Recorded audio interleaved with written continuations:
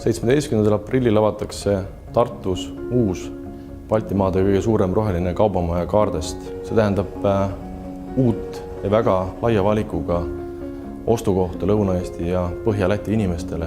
Luminor on otsustanud seda projekti finantseerida seetõttu, et me oleme olnud antud ettevõtjatega koostöös juba varasemalt. Nimelt Kaardest on osa rohelisest pargist, mis on klaster, kuhu siis koondatakse põllumajanduse, veterinaaria ja metsandusalaseid ettevõtteid. Teiseks oluliseks põhjuseks, miks me oleme kaasa läinud projektiga, on selle projekti väga hea ja professionaalne läbimõeldus.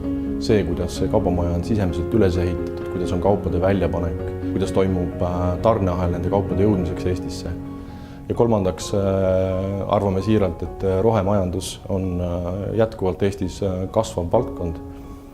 Inimestele meeldib järjest rohkem tegeleda oma kodudega, ettevõtetel meeldib oma territooriumi haljastada ja seetõttu me usume rohelise majanduse jätkuvasse kasvu Eestis.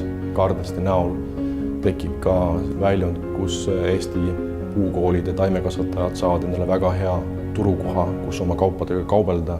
Samuti tuleb sinna keskusesse ka väike talukaupade pood. Nii et tekib ka sellistele maamajandusettevõtetele selge väljund ja väga hea kauplemiskoht.